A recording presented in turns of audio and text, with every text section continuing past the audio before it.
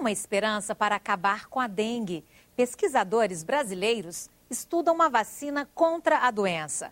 Seguem o caminho de um médico sanitarista, visionário e persistente, Oswaldo Cruz. Estudante de medicina aos 15 anos, ministro aos 29, ele criou as bases de um dos principais centros de pesquisa da América Latina e enfrentou uma guerra para criar a cultura da prevenção com vacinas. Tá bonitinho o cartão dele, né? Tá bem cheio, né? Mostrar a carteira de vacinação dos filhos, cheia de carimbos, é motivo de orgulho. É um gesto de cuidado. As vacinas são de graça, mas se não fossem, a família faria sacrifícios. Primeiro, é a obrigação do governo estar dando essas vacinas às pessoas, né? Porque a necessidade é muito grande e não é todo mundo que tem condições financeiras de dar. Mas assim, se precisasse pagar, eu pagaria sim, com certeza. Igual tem algumas que o médico recomenda dar, eu tenho que pagar, porque o governo não cede. Nem sempre foi assim. Houve época em que o governo tinha de obrigar a população a se vacinar. Uma verdadeira guerra. Isso foi no começo do século passado. A ciência dava os primeiros passos para entender a origem das doenças. Milhares de pessoas pelas ruas, muitas doenças contagiosas, nenhuma vacina. O resultado? Morte por todo lado. Isso já aconteceu algumas vezes no caminho da humanidade. Essa história só ficou no passado porque há pouco mais de 200 anos, o pesquisador inglês Edward Jenner descobriu um método para imunizar as pessoas contra a varíola. Na mesma época, outro flagelo aterrorizava o mundo: a peste. Transmitida pela pulga do rato, a peste se apresentava em duas formas, bubônica ou pneumônica. Chegou ao Brasil em 1899, trazida por marinheiros, e se alastrou. Para enfrentar a epidemia, o governo brasileiro criou, em 1900, o Instituto Soroterápico Federal, na Fazenda Manguinhos, no Rio de Janeiro. A direção técnica foi entregue a um jovem pesquisador de 28 anos, recém-chegado da França, com especialização em bacteriologia no Instituto Pasteur. O nome dele, Oswaldo Cruz. Ao mesmo tempo, em São Paulo, o governo do estado criava o Instituto Soroterápico, dirigido por Vital Brasil. As duas instituições passaram a fabricar o soro antipestoso. Era o início de alguma coisa da história da medicina, que era a soroterapia. Você tem o que a gente chama de um soro hiperimune. Um cavalo é injetado com uma determinada bactéria e vai produzir anticorpos contra esta bactéria. O plasma daquele cavalo, tratado, purificado, que era o soro que ia ser usado para tratar os doentes. Nasciam assim os institutos Butantan e Oswaldo Cruz. Primeiro vieram os soros, depois as campanhas de saneamento. Chegar às vacinas foi uma questão de tempo. A extensão do campus do Butantan, de Vital Brasil, e a arquitetura de Manguinhos, sede da Fundação Oswaldo Cruz, dão uma dimensão do sucesso da obra dos cientistas. O imponente prédio da Fiocruz, de arquitetura mourisca, foi desenhado para ser o Palácio da Ciência, um presente do governo da época em agradecimento aos serviços prestados ao Estado. Desde o início da sua concepção e também hoje muito fortemente, a Fiocruz articula pesquisa, ensino, produção de insumos e informação para a sociedade e uma gestão competente para isso. O sucesso da vacina contra a febre amarela, testada aqui no Brasil pela Fiocruz, estimulou as pesquisas. No decorrer do século, doenças como paralisia infantil deixaram histórias de morte e sequelas em famílias como a do engenheiro Rodrigo, de 44 anos. Na época que eu nasci, parece que estava havendo um surto de poliomielite. E a minha mãe tinha sido orientada na época a me vacinar para pólio aos 6 meses de idade. E justamente aos 6 meses eu peguei a doença. Um certo dia eu tive uma febre muito forte e que logo após essa febre as minhas pernas não se moviam mais. E ela ficou desesperada. Ela e meu pai me levaram para o médico para ver o que estava acontecendo, mas eu acho que eles já estavam desconfiados, né, de que poderia ser a pólio. E o médico só constatou, né, que eu tinha sido atingido pelo vírus. Que eu sei que para o resto da minha vida eu tenho que conviver com a muleta, com o meu aparelho. As campanhas de vacinação no país resultaram em queda extraordinária de muitas doenças contagiosas. Vai treinando, dia 15 de julho tem vacinação contra a paralisia infantil. O último caso de paralisia infantil foi em 1989 e em 1994 a Organização Mundial da Saúde declarou o país oficialmente livre da polio. O vírus do sarampo deixou de circular em 2000. Em 2006 ainda ocorreu um surto na Bahia, mas foi a partir de um caso de um turista vindo do Oriente Médio. A difteria, que matava milhares de crianças no Nordeste nos anos 70, em 2008 registrou 8 casos. Na década de 1980, o foco mudou para doenças como a rubéola. Graças à pesquisa da cientista Elizabeth Santos, do Instituto Evandro Chagas, no Pará, a doença passou a ter controle e a vacina também se tornou obrigatória. O que a gente precisava saber da rubéola? A rubéola era um vírus conhecido, já tinha vacina. Entretanto, no Brasil não estava fazendo vacinação. O que eu precisava dizer para o governo? Eu precisava dizer como as mulheres do país estavam susceptíveis, não tinham anticorpos. Porque sempre que uma pessoa tem a doença, ela adquire, no caso da rubéola, ela adquire anticorpos. Entretanto, eu precisava dizer para ele, olha, a maioria da população feminina na idade fértil está sem anticorpos da rubéola. Ou seja, nós vamos ter muitos casos de doença congênita no país. E fizemos isso. Então, esse foi um dado concreto de pesquisa que o governo teve para avaliar o custo-benefício de uma vacinação de rubéola no país.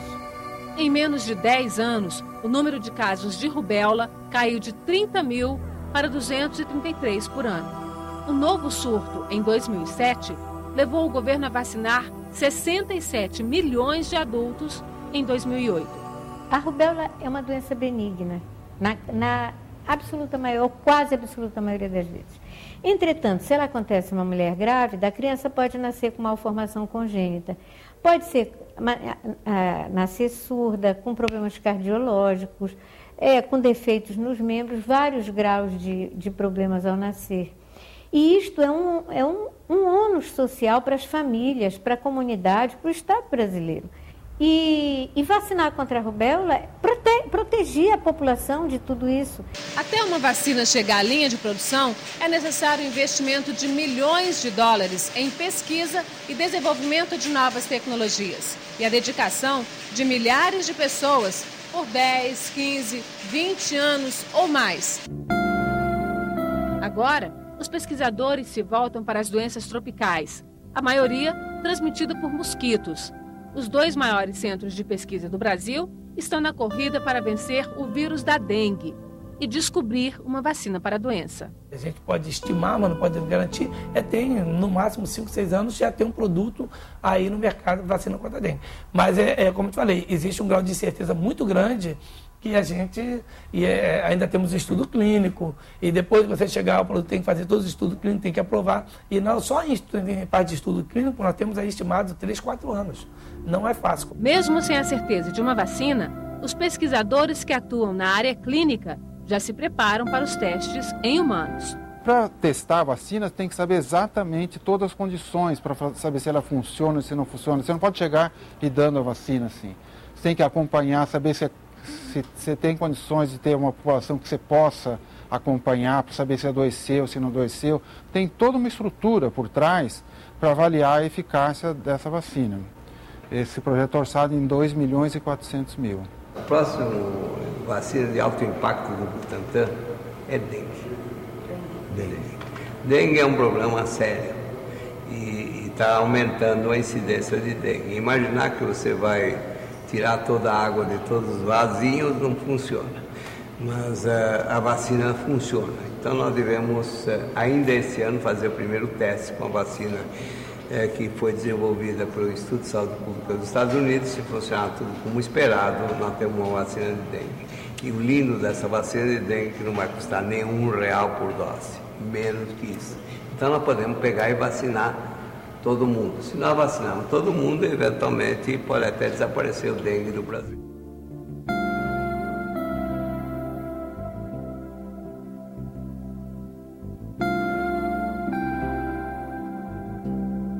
Mas, se por um lado o Brasil avançou muito na pesquisa e distribuição de vacinas e medicamentos para as doenças de massa, por outro, ainda convive com as doenças do atraso.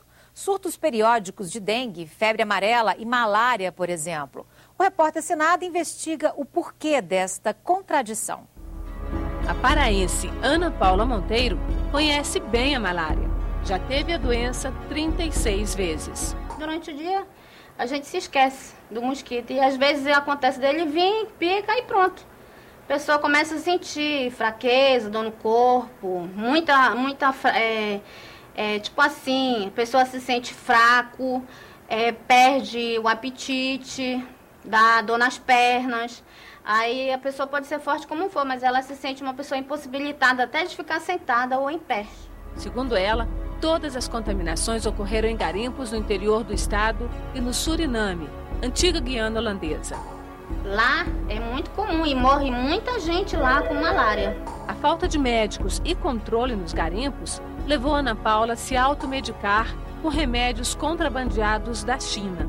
As drogas usadas nem sempre são as mais adequadas. Durante esse tempo, mais ou menos 4 a 5 dias, as pessoas que estão com malária tomam essa medicação para retardar o efeito da malária, mas não fica curado, não fica curado. E quando a malária sai, aí ela já está mais forte, a pessoa se manifesta mais forte ainda a malária, quando passa, né, o efeito dessa medicação do Artecon. Durante esses 3 meses, eu peguei 4 malárias, a recaída delas lá dentro.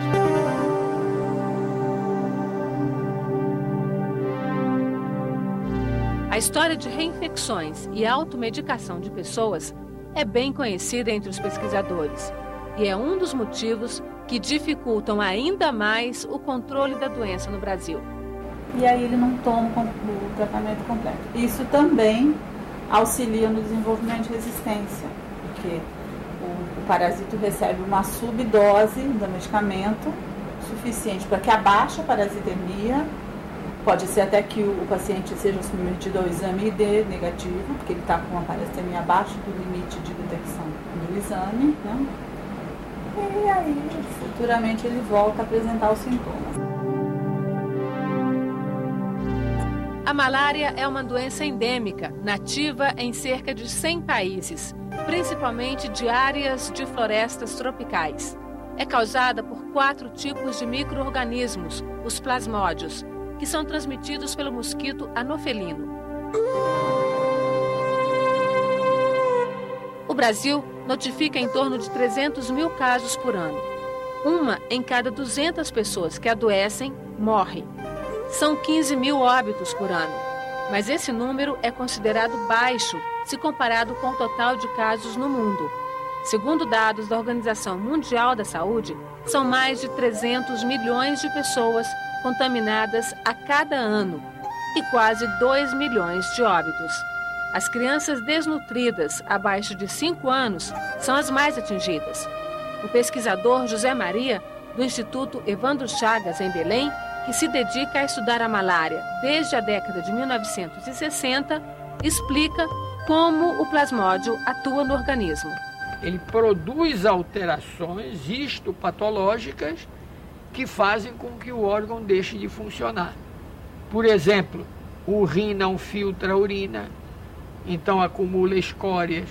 O pulmão não consegue garantir a respiração adequada para fornecer o oxigênio. O fígado, que é um órgão, basicamente é uma usina de transformação de produtos tóxicos em produtos não tóxicos para serem eliminados, não consegue funcionar. O órgão, o parasita, por exemplo, no caso do falcíparo, muitas vezes ele consome tanta quantidade do açúcar no sangue que o indivíduo entra em coma por hipoglicemia. Ele, na circulação cerebral, ele cria condições de hipertensão intracraniana que pode lesionar o cérebro. 7 doenças comuns em países pobres são consideradas negligenciadas: chagas, esquistossomose, hanseníase, dengue, malária, tuberculose e leishmaniose não recebem da indústria farmacêutica recursos para pesquisas de medicamentos ou vacinas. A indústria farmacêutica, que é muito poderosa, não há um esforço concentrado para encontrar resposta para essas doenças, tanto em termos de tratamento, em termos de vacinas, porque não tem um retorno. Uma característica das doenças tropicais é a transmissão por mosquitos. O anofelino transmite o protozoário causador da malária. O vetor da dengue é o Aedes aegypti, que porta 4 tipos diferentes de vírus. É o mesmo mosquito da febre amarela urbana. A febre amarela silvestre, dominante no Brasil, é transmitida pelo hemagogus. E a leishmaniose, também conhecida como calazar, tem o flebótomo como transmissor, que carrega o protozoário Leishmania. São doenças difíceis de combater porque são transmitidas por mosquitos, têm animais como hospedeiros e vários tipos de micróbios diferentes. A primeira palestra que eu vi sobre vacina antimalárica foi na Universidade de Novo México, nos Estados Unidos, e o pesquisador dizia que estava em andamento e que em 5 anos se esperava ter uma vacina. 1965. Estamos em 2010 e a expectativa continua em andamento. Inclusive, no Brasil, existem grupos que até às vezes se associam a nós aqui, porque é aqui que nós temos malária, para separar moléculas que sejam eventuais candidatos à vacina. Malária não é a única doença com uma história cheia de problemas em termos de a produção de vacina eficaz e segura. HIV é outro exemplo, e nós temos vários exemplos que o próprio agente etiológico mostrou muito mais inteligente do que os pesquisadores inventando as vacinas. O protótipo para uma vacina de malária nos anos 60 não mostrou eficácia em outras populações. Até agora, são várias tentativas de ter uma vacina de malária e cada um mostra um pouco melhor do que a última versão, mas ainda não uma vacina que protege contra todos os tipos de malária em todas as populações. Nós estamos perto de ter uma vacina contra a malária que poderia ser usada em populações, mas até a chegada dessa vacina em programas nacionais de imunização vai ser alguns anos para todos os testes de segurança, de eficácia, para entender exatamente como a vacina funciona. O que acontece com todas as vacinas que a gente tem visto até agora é que, no início, ela tem um bom desempenho.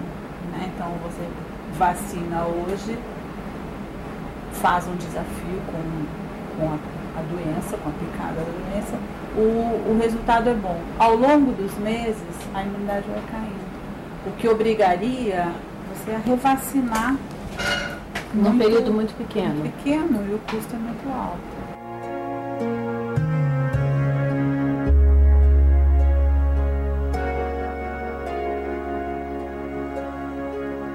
Depois da malária, a dengue é hoje um dos principais problemas de saúde pública no mundo. Também está em quase 100 países, menos na Europa. A estimativa da OMS é de cerca de 100 milhões de pessoas infectadas a cada ano, com quase 20 mil mortes. No Brasil, segundo o Ministério da Saúde, em 2009 foram notificados 8.223 casos, com 12 mortes. O Aedes aegypti é encontrado em mais de 3 mil municípios, até mesmo no sul do país. Andando pelas ruas de qualquer periferia do país, é fácil ver por que nem todo o investimento em pesquisa e fabricação de vacinas e medicamentos acaba com surtos e epidemias periódicos no Brasil. Faltam as condições básicas de educação e saneamento.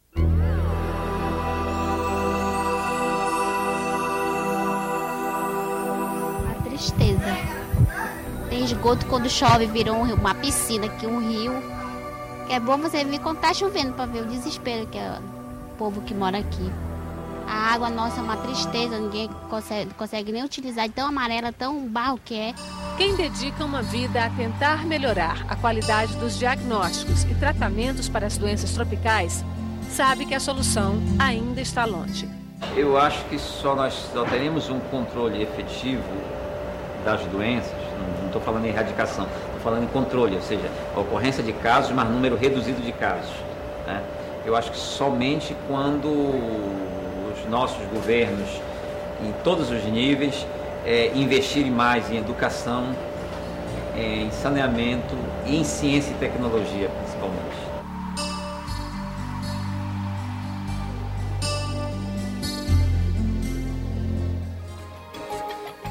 Veja no próximo bloco o que move os pesquisadores e cientistas brasileiros e os desafios da produção nacional de medicamentos. O Repórter Senado volta em instantes.